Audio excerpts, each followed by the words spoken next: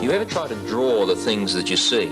Drawing can be a lot of fun. It can also help you to look more carefully and to see things more accurately. Now, drawing may be fairly easy if you're drawing a house or a tree, but what about a moving animal? What about a flying bird? Much more difficult then, isn't it?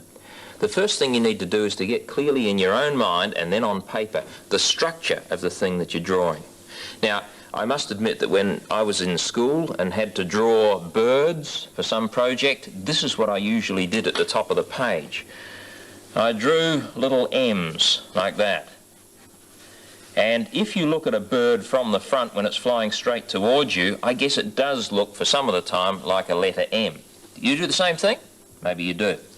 Well, if you look carefully at a bird, if you happen to see one that's sitting on a branch of a tree, or sitting on the ground or sitting on the roof, see what we can find out about its structure, the way that its body is made up. Look at this starling, for example, which we borrowed from the museum. The body is basically shaped like a large egg, and the head is a smaller egg attached to that. The beak, of course, comes out the front, the eye is right behind the beak, tail comes at the back here, and the wings folded come back across the tail. Keep those things in mind, and you can start to build up a picture that does look a little bit like a real bird.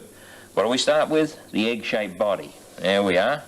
You can do this with a light pencil. I'm using a crayon so that you can see it more accurately. But then the small oval or egg shape for the head, and of course the beak at the front of that, the eye behind the beak.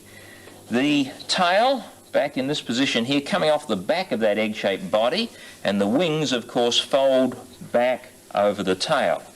Now, if you look carefully at the way the feathers are arranged, where the dark and light shading happens to be, smooth out the joins between those two oval-shaped parts here to show that squat neck.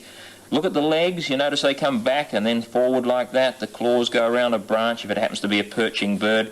And pretty soon you can start to build up a picture with some shading that looks a little bit like the real thing. There it is. Just a few minutes working on shading and detail, and there's our starling sitting on the branch of a tree. Now you might say, that's okay if the bird's sitting still. What if the bird is flying? Much more difficult then. How do you do it? The bird is constantly flapping its wings.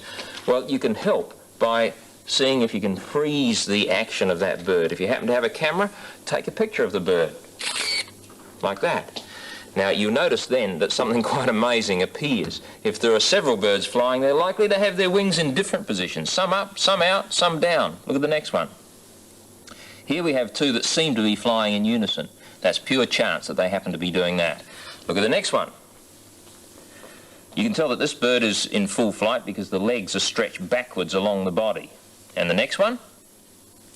Once again, we see in some cases the wings are up, in other cases wings stretched out. In all cases, though, the wingspan is much wider than the length of the bird's body. Those birds are about to land. Look at this next one. I've taken this from the roof of my house looking down on the birds. One bird has its wings up in the air, the other one down, the other one out to the side. Now, keeping all that in mind, how are you going to draw a bird in flight? Well, remember the basic structure of the bird. You start with a large oval or egg shape, and then a smaller oval or egg shape for the head, the beak at the front, the eye behind the beak. Now, when the bird's in flight, as you saw there, the tail tends to be spread out in a fan shape like that. The wings may be spread out to the side in this position here. And so once again, by observing carefully, drawing what you see, shading, you can build up a picture of a bird in flight. And that's an actual seagull which flew over my house. Start to draw what you see and you'll end up really seeing the things that you're drawing.